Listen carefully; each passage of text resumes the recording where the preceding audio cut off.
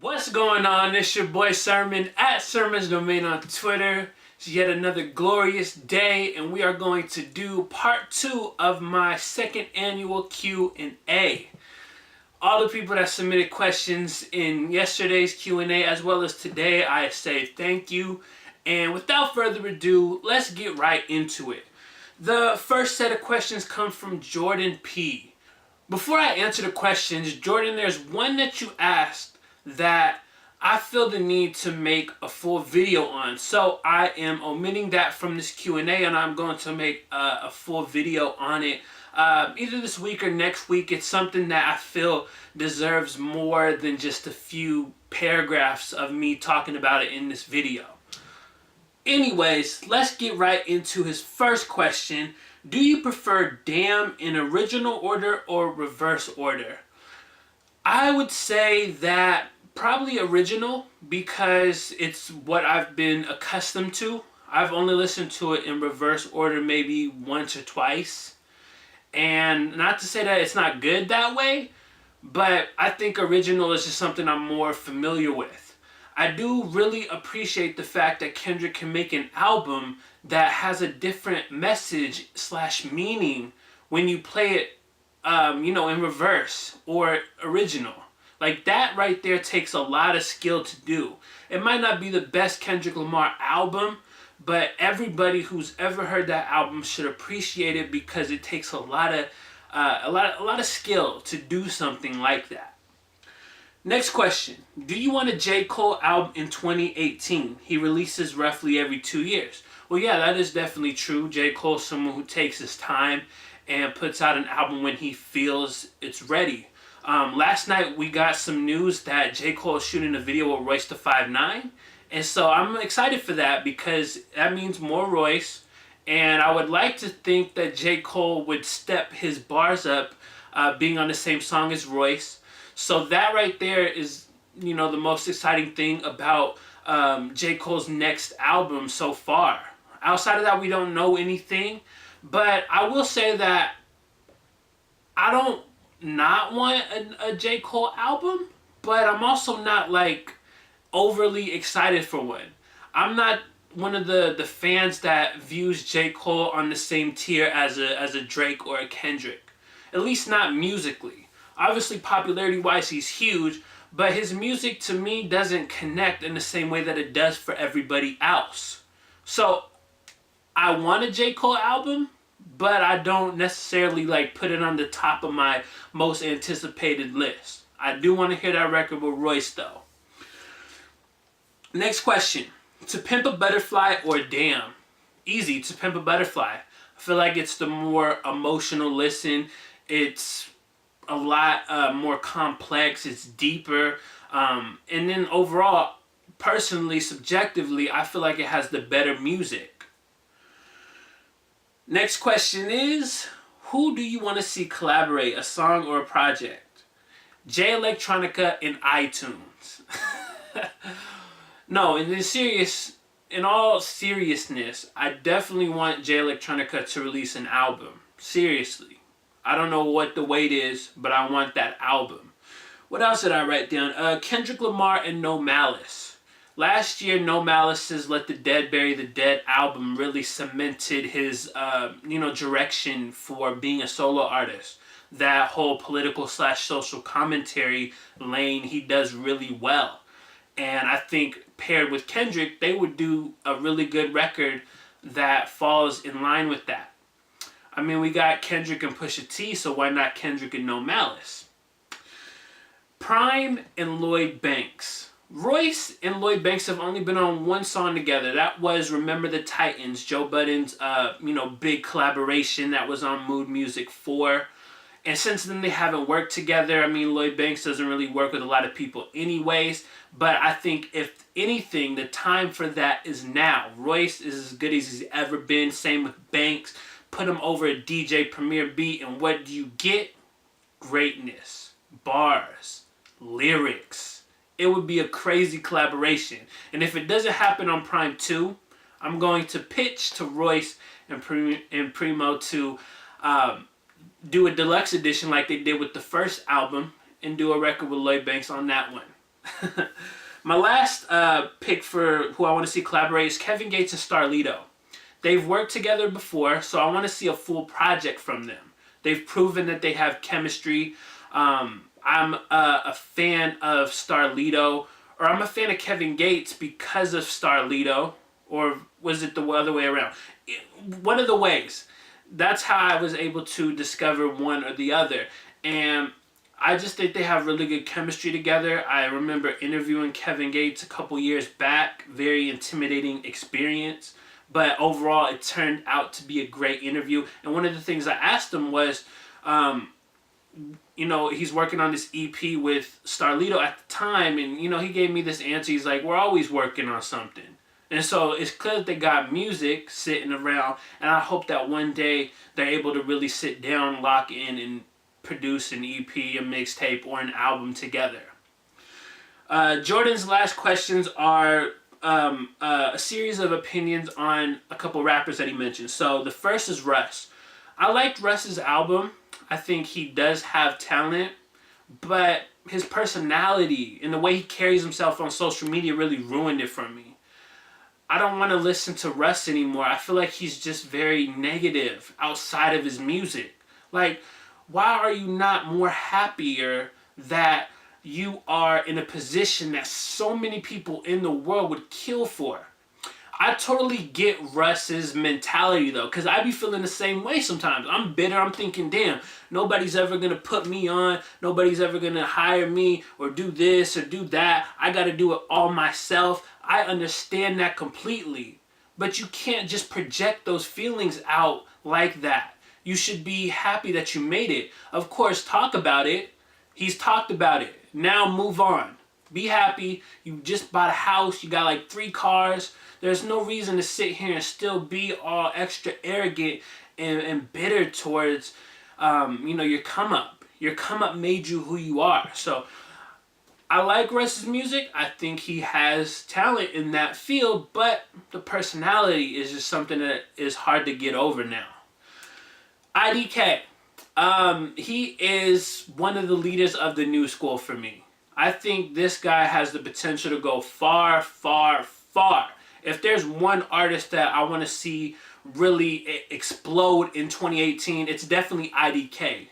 This man can make trap music. He can spit lyrics. He can make songs. He can craft a body of work. His last album, I Was Very Bad, is a phenomenal listen. So I view IDK as one of my favorite up-and-coming rappers right now, and I really hope to see him continue to ascend the ranks of hip-hop stardom. JID, talented individual. I will say that I'm not high on him like everybody else is. Maybe I didn't listen to his album as much as everybody else did. I do think he's talented. I do like the music. Maybe I just got to revisit it. I think that's something I might do now that I mentioned it. I might listen to his album again and see how I feel about it, being removed from it almost a year. His last rapper he named was Smoke Perp. Well, I looked him up today because outside of the name and being signed to Travis Scott's record label, I didn't know nothing about this guy. I don't think I've ever heard the music. I don't know where he was from, none of that stuff. So I looked it up real briefly. I listened to a song, and I think he has potential to be, pretty big in this generation. But I don't see him as having a long career. His sound is so played out that everybody has it. Every single person has the same sound as Smoke Perp. And so while he's been able to blow up and all that, get the attention of Travis Scott, he's either going to have to really make changes to his music and, differentiate himself from everybody else, or he's going to be stuck, fighting like the realms of relevancy like a lot of the rappers that sound alike have to do nowadays. The next question comes from Kane Will. He asked, do you think the Carter 5 is coming in 2018? It's really hard to say. I want to be optimistic about it because I do want the album to come out. I want Wayne to be free. He deserves better than this for everything that he's done for hip-hop, for me personally, for every single person that likes music. I think Wayne just needs to get out of Cash Money. And then after that, he'll drop the Carter 5. I would hope that after about 3 years of being in limbo, being in this the lawsuit with Cash Money, I would think that it has to be almost over. I like that Wayne's been optimistic, but as far as the Carter 5 coming out in 2018, I really can't call it.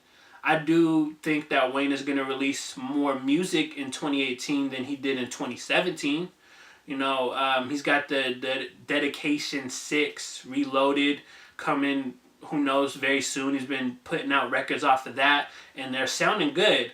So I'm all for more Wayne music in 2018 if it's going to sound on the level of what Dedication 6 as well as the singles from Reloaded, like what those have been sounding like. Next question is from Kyrie Versal 7. Best rapper alive. I would say if we're going all around, I would give it to Kendrick Lamar. If we're talking like lyrics, as far as being like a lyricist, I know there's people above Kendrick. I would put like Royce, Lloyd Banks, King Los. Definitely got to put Lupe into the category, even though he's, you know, weird and hasn't put out music and probably has no intention to do so, whatever. That's a whole different conversation. But yeah, all around Kendrick, lyricist, it's debatable. I think on any given day, you can put like those 4 rappers that I named at like the top of the list. Favorite rapper and why? That's a good question. It's hard. I named a couple of my favorites in the last video, but I'll just go off with one. I'll say Lil Wayne, mainly because with all the material that he's put out over the years, I feel like you can just put your iPod on shuffle or make a playlist and have, on any given day, listen to Lil Wayne's music and enjoy it.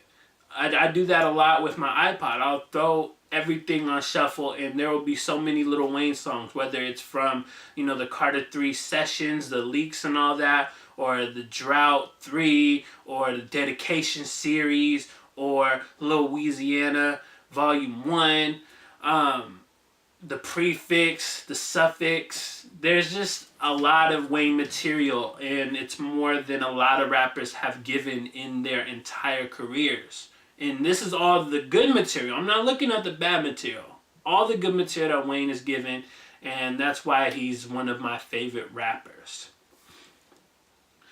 Next question comes from Glorious. As your fans, can we have a little preview of your comic? Not yet. There's really only a script done. There's no like visuals. There's no nothing's been illustrated yet. So it wouldn't make sense to just like share bits and pieces of words. That's not what people want to see from a comic book. They want to see the visual. They want to see how it looks. And then her other question was, what was your favorite part about writing your first comic? The fact that I was able to do it is my favorite part. When I stopped pursuing being a journalist or trying to be a journalist at the end of 2016, I was in a very dark place. I was very depressed. And that was part of the reason why I feel like I couldn't write. And so I thought at the time that I had lost my ability to really write. And while I'll probably never do anything on like a journalism level again, I was thoroughly surprised that I was able to turn a very basic concept that I had and create a whole script, a whole world with characters. And not only that, but be very satisfied. I don't think there's anything that I would change about the first issue of this comic. I think everything came out exactly how I wanted it to, and I hope I can do the same with future issues if it gets to that point. The last question of this Q&A, it comes from Gold Rag. He asked, did Soulja Boy kill Southern hip-hop in terms of quality? I don't think he killed it. I think he ushered in a new generation. You look at it now, like a lot of Soulja Boy's footprints are all around in hip hop. It might have drifted to a different sound, but like that simple approach that Soulja Boy really took, having that dance be a huge hit single, and then all the music that he put out after that was very simple, very basic stuff.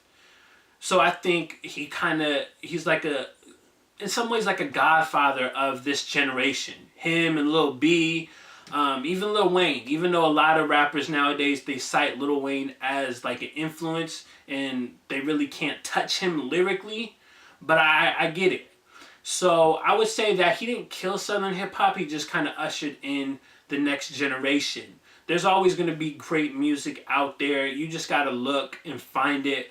I listen to a lot of music and a lot of it does sound bad, but it's all worth it to get to just the good stuff. The stuff that you're like, damn, this guy is talented. He deserves a platform. He deserves to be on.